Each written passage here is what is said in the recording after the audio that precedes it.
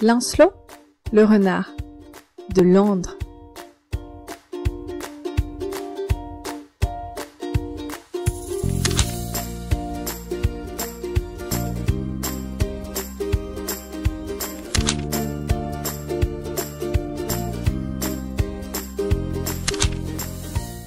Il était une fois un renard qui s'appelait Lancelot. Lancelot vivait à Londres, la capitale du Royaume-Uni. Il y avait grandi depuis toujours et aimait énormément sa ville. Mais malheureusement, il ne pouvait pas en profiter comme il le souhaitait. Idéalement, ce qu'avait toujours voulu faire Lancelot, c'était prendre son petit déjeuner devant Big Ben, marcher sous un parapluie dans les rues commerçantes d'Oxford Street, siroter une grenadine à Green Park, saluer les bateaux à Tower Bridge et aller au marché bio de Covent Garden, faire une sieste sous un chêne à Greenwich, essayer un nouveau style vestimentaire à Camden Town, ainsi que prendre le thé à Buckingham Palace et finir la soirée au bord de la Tamise, entouré des gens heureux qui profitent de leur paisible soirée. Mais à la place, Lancelot devait se résigner à faire ce que tous les renards de Londres faisaient, c'est-à-dire se cacher dans les rues sombres et essayer d'être le moins visible possible, et ne sortir de préférence que la nuit. Il pouvait effrayer les gens, apparemment, lui avait-on dit, depuis tout petit. Alors Lancelot s'y résigna, jusqu'au jour où il décida qu'il allait en être autrement. Il prit ses clics et ses claques et dit adieu à tous les renards qu'il connaissait. « Je ne peux plus vivre ainsi. Je vais me montrer et tant pis, on verra bien, leur dit-il. C'est alors que notre petit renard partit un matin brumeux, un baluchon sur l'épaule, en direction de la station de métro la plus proche. Lancelot descendit les marches, passa les machines et rentra dans le wagon.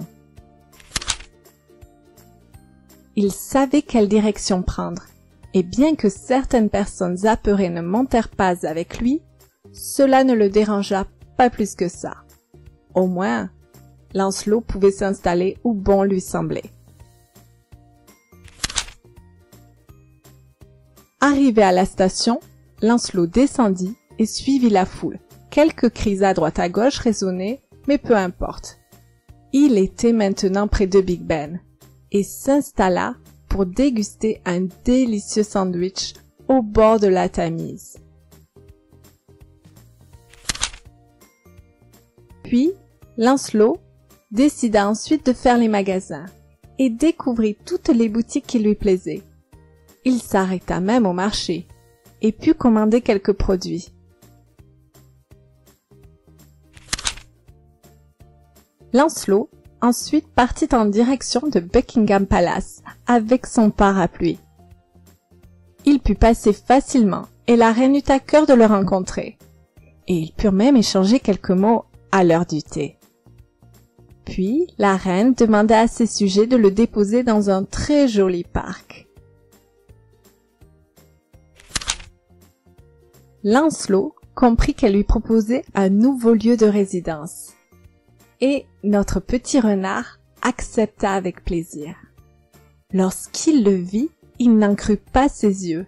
Jamais il n'avait espéré avoir le droit, sans avoir à se cacher, de vivre dans un si joli cadre.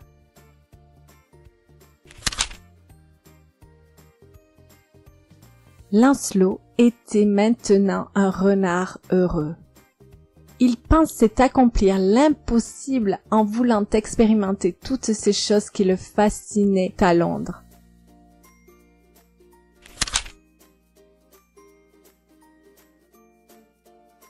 Il croyait que cela allait être très difficile pour lui et qu'il ne pourrait certainement pas les faire. Et en fait, tout s'est déroulé bien plus facilement qu'il l'avait imaginé. Ce fut plus extraordinaire que ce qu'il avait rêvé.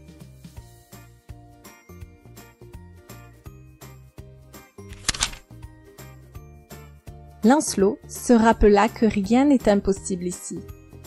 Même le mot « impossible » s'écrit en anglais « I am possible », ce qui veut dire en anglais « je suis possible ».